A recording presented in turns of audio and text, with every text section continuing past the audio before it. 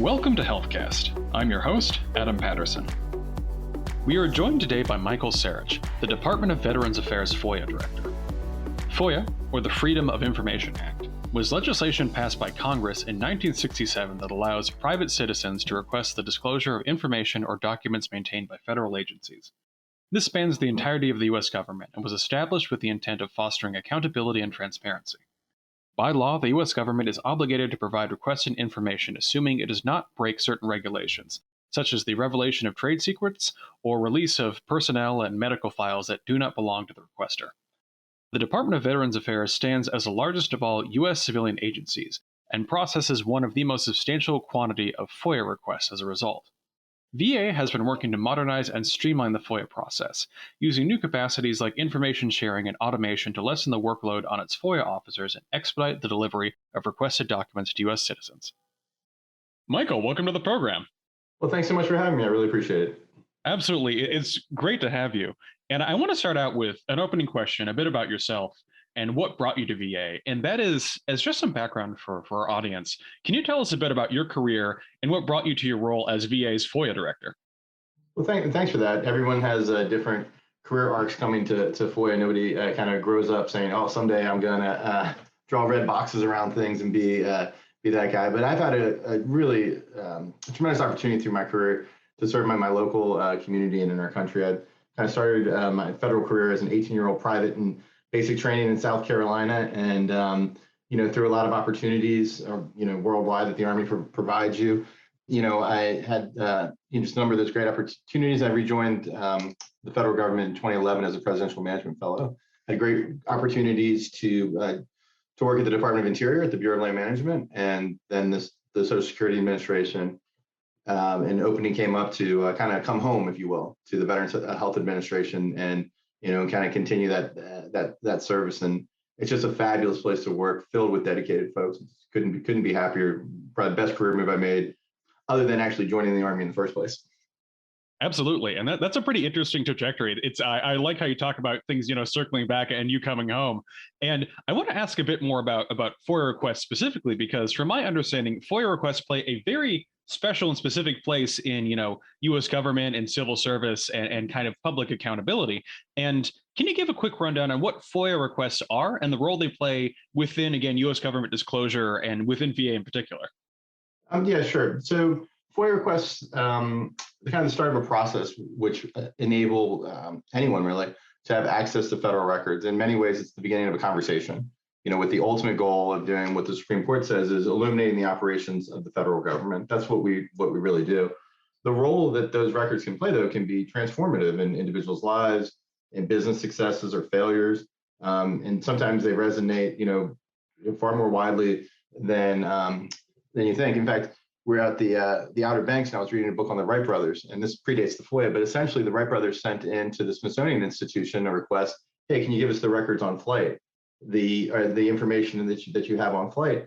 Smithsonian sent back, lots of references, and that was the foundational work that enabled the Wright brothers to more or less invent commercial flight. And, so you think about those, those little opportunities and those moments to share that information and kind of tell the story of, in our case, in the Veterans Health Administration, of more than 400,000 men and women, working to fulfill Lincoln's pledge to care for him and his widow and orphan who have borne the battle. And it's just such a great niche and such a great way to serve. Yeah, absolutely. And it sounds like VA is doing a lot of work to really modernize the processing of FOIA. And VA's work in modernizing your IT systems in general have involved a lot of collaboration with other agencies, bringing together knowledge and partnership. And I'm curious, in terms of the FOIA direction, what organizations such as, let's say, NAR or DoD does VA collaborate with in processing FOIA requests and in providing relevant public disclosure? Sure. There's 119 agencies that have major FOIA programs, and then there's subcomponent agencies that so we're all over the government, providing this opportunity. And we work directly with NARA's Office of Government Information Services in their role as the FOIA community's ombudsman. Alina Simo, does a fantastic job over there. And of course, the Department of Justice's Office of Information Policy and Bobby Slevian over there. And those are policy discussions and training. But something that I'm really proud of is the FOIA communities come together in the chief FOIA officer's kind of council, and I'm really fortunate to co-chair the Chief FOIA Officers Technology Committee. We have a great committee, and we have leaders of 40 programs in that committee, sharing lessons learned, sharing best practices, providing information and forum for other FOIA officers to come in and learn and teach us and share these best practices. So really creating that community of collaboration and skills has been really transformative for the FOIA community, in my view. It's just filled with such great people. Absolutely. And it sounds like that collaboration has really been essential for driving the processing of FOIA requests forward. And that brings me to my next question, which is roughly about how many individual FOIA requests does VA typically process in a given year, and what areas of interest do they tend to cover? Sure. So last year, VHA itself did about 15,500 FOIA requests. So keeping in mind, you're talking about, we span, over 300 FOIA officers, 12 time zones. It's a very big operations from Puerto Rico out to the Philippines, and they cover literally every facet of VHA's operations. So the expression in FOIA is usually, if it's interesting, someone's going to FOIA it. If there's something that happens, for example, COVID, obviously huge public interest and public need for information that we have to share, in communities, localized, all sorts of local statistics that folks need, and we worked expeditiously to get that information out. So fortunately, there's a ton of interesting work going on at VHA, so that keeps us fully engaged. Yeah, absolutely. And it sounds like for all of the, again, major federal agencies that process FOIA requests, there is typically a certain degree of backlog at any given moment. It's not particular to VA, obviously. It's very common across the US government. And again, it looks like VA has worked a lot to modernize the FOIA process. And I'm wondering, prior to this work modernizing the FOIA process at VA, approximately how much of a FOIA backlog did even just VHA have at any given moment? Yeah, so for example, I've been fortunate to be the VHA FOIA director since 2018. In 2018, we reported a little over 1,000 backlog requests, 2019, 1,100 backlog requests. Then we were really able to turn the tide through full implementation of some of our commercial off-the-shelf products. We brought that down to 535 in 2020 and then 109 in 2021. Really, it's weird because the way the fiscal years fall, it really was about a 14-month effort that brought our backlogs down by about 90%, a little over 90%. So really, we were able to turn the tide with that implementation of the technology, and we're able to get the buy-in. You get the tools, you get the training, and then you set the aggressive targets. It's a real simple kind of process: identifying what you need, getting the buy-in through alignment to implement those, training folks, and really working with people hand in hand to make sure they understand the tools that they have, how they best serve them, and how it's going to help kind of make their jobs easier. And they do the work. It's amazing. Like the dedicated people we have are just simply incredible. Yeah, that's pretty impressive. And it's a pretty impressive cutting down on the backlog in such a short time frame as well, which brings me to my next question, which is what technical innovations have you improved at VHA or have you implemented at VHA to better streamline and manage the demands of the FOIA process? What specific processes were put through to really meet these aggressive targets? So it's a combination of both, right? So the technology piece is necessary. There's no question about it. Having a what you might call a competent system, and we use a commercial off-the-shelf FOIA case processing system like most agencies do, and that's certainly necessary, right? It's very necessary to have that. It's very necessary for that tech to talk and interface with our email systems and other things, but it's not sufficient, right? What you really need to do is have the investment in your people, investing in them in the training and building the relationships, allowing them, that in a decentralized manner, everyone leads. So empowering them to lead in their space, but giving them the tools to be successful. Much like a coach might draw up a game plan, or a general manager might, draft the right players. Putting people in a position to win is kind of what it's all about at this level, but it's down to the players to execute.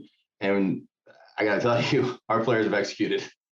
Absolutely. It sounds like, employee training and familiarization with new capacity has been vital and sounds like one of the core components here. And I want to ask about something else that is, again, kind of a cross-governmental thing, speaking of technologies and standards and aspirations. And there's a phrase, if I'm getting correctly, that the US government designates called a high reliability organization, or an HRO, in terms of FOIA processing. And I'm curious, what qualifies an HRO, and what measures is VA taking or has VA taken to really meet these aspirations and standards? Yeah, HRO is a great, high reliability organizations are great. It's a great term, and we're fully committed to the HRO principles, and they're really grounded in servant leadership, right? Like, and that's something that we take very seriously. I've been inspired by the leadership writings of Jocko Willink and Leif Babin, and in terms of dichotomy of leadership, and the way you're able to make those all kind of fold in is really, it's really kind of cool. A lot of the FOIA officers, like a lot of folks in this type of work, feel siloed. They feel like they're kind of working in this one silo. Maybe you're in the Philippines, or I was just out in at a field office, and they felt we're disconnected, or they felt disconnected prior. How do you kind of break those down? And through the HRO lens, you're able to do that. So things like sensitivity operations, and we're speaking about COVID a little bit earlier. VHA FOIA is always looking to lessen our impact on our program offices. So what we do is, in things like during COVID, we really redoubled our efforts on proactive disclosures. GAO actually came in and did an audit and said, what does your proactive disclosures look like? And we were one of the agencies that they were able to say, hey, you've got a program and policies in place that are actually doing this, that are actually reducing that. So what we would do is we would talk to the program offices and say, hey, if you have this publicly available, let's point the requester there and see if that's enough, if we can get them to where they need to be. It's part of our philosophy of targeted requests leading to timely responses, right? So it's one of those parts of it. The other tenets are for occupation with failure. We're in a decentralized structure, so again, everybody leads. The team understands what they have to do, and they understand why. We keep the mission simple, right? FOIA officers, they don't wait to act on requests. There's really strong bias for action in our program. And again, that's down to the expertise and energy of our FOIA officers. They don't sit back, they get a request, they work actively, following the guidance of Bobby Talebian at DOJ OIP and Alina Simo at OGIS. All these best practices are kind of baked in. And I think, we talk about all of them, but one of the most important ones is reluctance to simplify in the HOR setting. We take ownership of our problems and our challenges. Every agency, every program, it doesn't matter what you're doing, you're going to have challenges. But we take ownership of our problems, and because we take ownership of our problems, we also own our solutions, right? We're able to get that buy-in from leadership to be able to own our solutions by focusing on the root causes and making iterative progress towards our ultimate programmatic goals. And so we've seen a lot of success there. Of course, the commitment to resilience and the deference to expertise. Everybody has challenges, right? Everything is impacted, team members and their families in different ways as we're coming out of the pandemic. Bad tech happens, you have problems that you have to work through. Maybe an email doesn't go out and you need to make sure that it gets to somebody. So you have a requester who's like, well, I haven't heard from you. Well, okay, there is glitch in the matrix. Let's figure it out. So having that open communication is really, really helpful. And, the expertise piece, really a huge amount of credit, goes to the folks at OIP and OGIS for providing that forum for FOIA officers to kind of come together and share best practices, share lessons learned. Because what's interesting, it seems like no matter what you're doing in the federal government, there's someone else also doing that same thing in the federal government, and you can teach each other things. You can learn. You just have to have that humility that, you don't know everything. So if you keep that humble mindset that there's somebody else doing it, and hey, maybe they're doing it better and you can learn from them, or maybe you can have something to offer to them too, then you're in a good shape. And those are all grounded in the servant leadership basis of high reliability organizations. And really the emphasis on high reliability organizations in VHA, I think it's been transformative, and a huge credit to our leadership for bringing that to as a core part of our operations. Absolutely. It sounds like both that knowledge sharing and that human organization has been really vital for driving this forward. And again, meeting the essential goals of modernizing and streamlining the FOIA process. As a small adjunct to that, I want to ask a little bit of a technical question, and that is, has VA's increasing digitization of records also helped expedite the process? Because it sounds like VA, again, has undergone a pretty ambitious process over the past decade, in particular, of digitizing a lot of previously physical records. Has that also helped feed into the process as well? Yeah, on at least two fronts. That's a great question, Adam. Really, that's a great insight. So when FOIA was, first enacted and signed in '66, it came into to being in '67. All the records were paper, and if you wanted something in East Lansing, you just walk up to the desk and say, "Hey, here's my written request. I would like this," and you'd get back a couple of pages of things, right? Increasing digitization means that you can do that from anywhere, which is really helpful with remote work. So we're able to do things on the electronically stored information collection we call ESIC.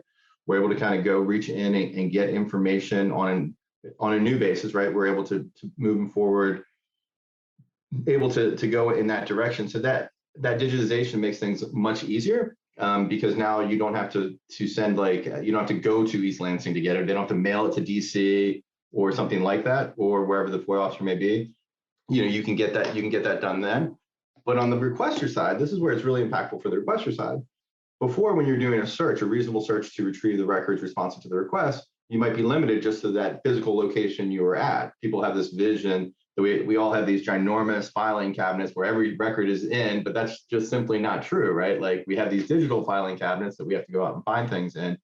But because of increases in technology and the great work at OINT, our Office of Information Technology, working on these pilot projects like ESIC, we're able to start to reach in and grab those documents and have a more fulsome response to our requesters, which obviously reduces appeals and reduces litigation potential and all of those things.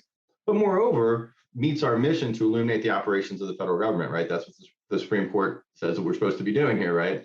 And our leadership from Secretary McDonough down has reaffirmed and continues to reaffirm our commitment to transparency. The Attorney General just came out the other week with his FOIA memo and reiterated the administration's commitment and the Department of Justice's commitment to have an open and transparent government. And that makes it a really exciting place to work, to help tell that story. Yeah, absolutely. And it really does sound like that perfect merging of the digital and increasingly technical sophistication of what you're doing and the obvious, human impact and the essential mission of FOIA management. And this again is maybe more of an abstract question, but I'm wondering as you implement this increasingly sophisticated technical process, is it possible that you might increase efficiencies or already have through various forms of automation, like being able to kind of automate the processing aspect of things so it makes it easier for the human, adjudicators at VA? Yeah, that's a great question. That's exactly what we're ultimately working for on the Chief FOIA Officers Technology Committee, and also in our practices, we work kind of across government, looking, at in some ways the AI process, the robotic process automation, and these other incredible tools that we have. So at its base, when a FOIA officer is going and doing a line-by-line analysis, they're often required to manually redact. And it used to be the case that they would redact with an X-Acto knife. They would actually cut things out, right? And then our technology went leaps and bounds into the land of the Sharpie and the photocopy machine, right? And now we're in these electronic systems, but they still often require someone to manually take a mouse and draw, a box around things and then apply a redaction stamp.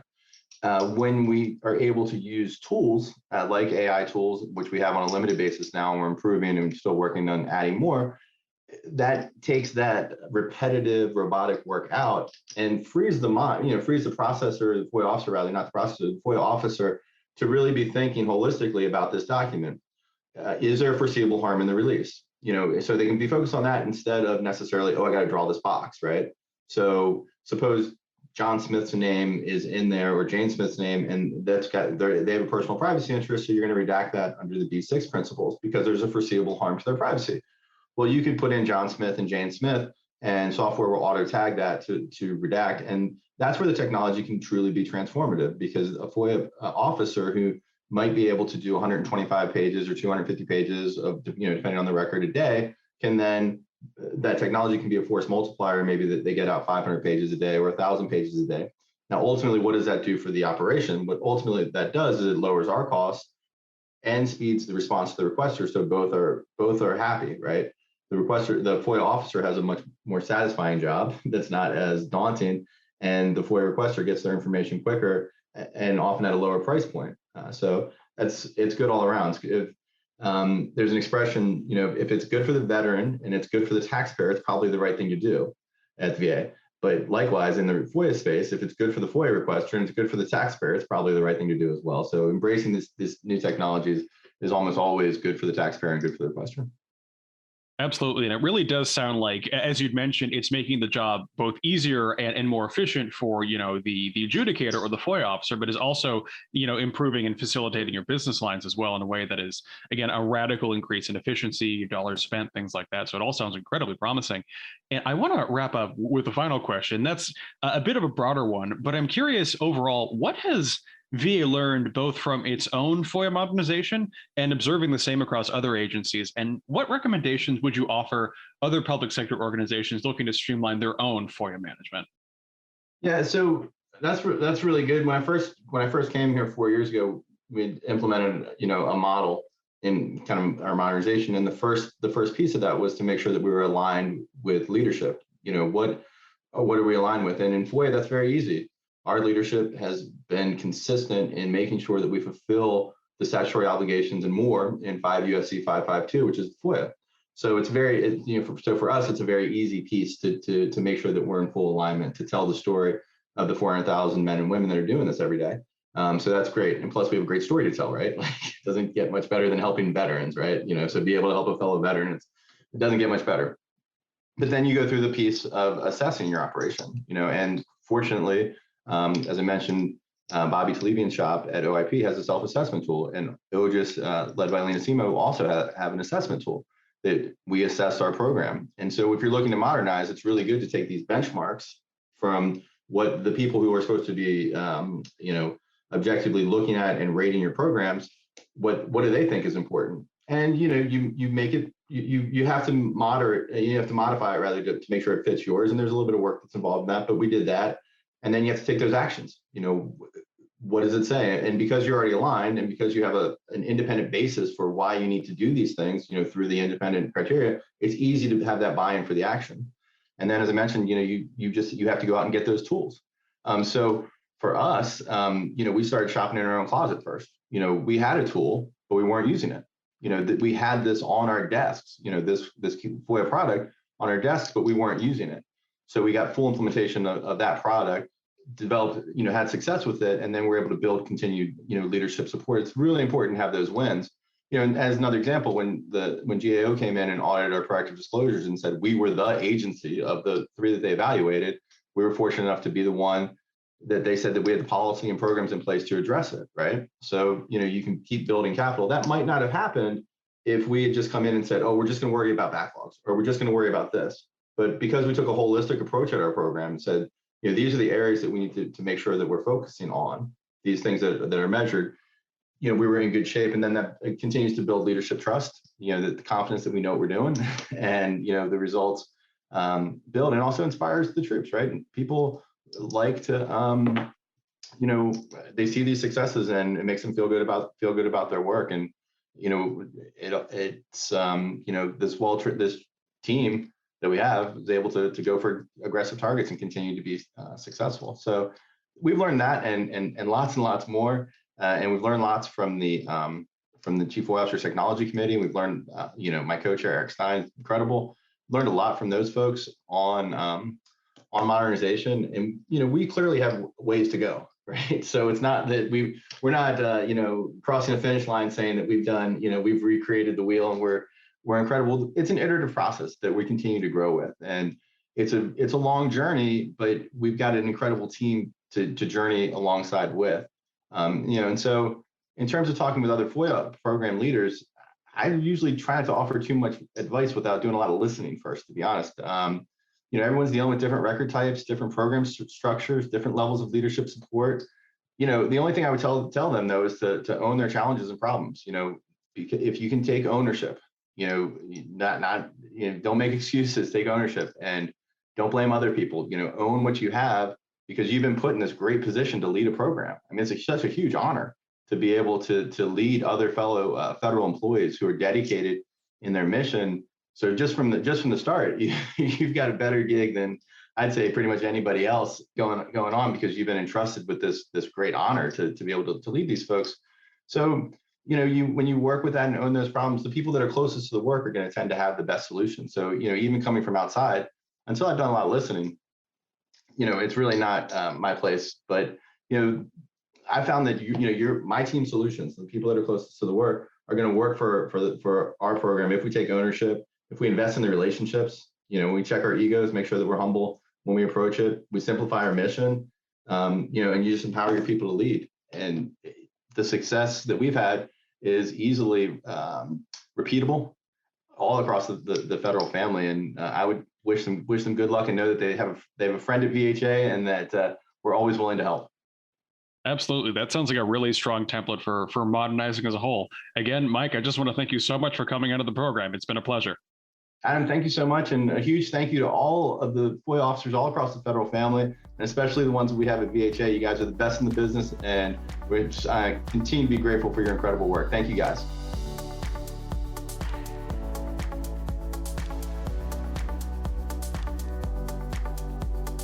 HealthCast, along with GovCast and CyberCast, is a production of GovCIO Media and Research.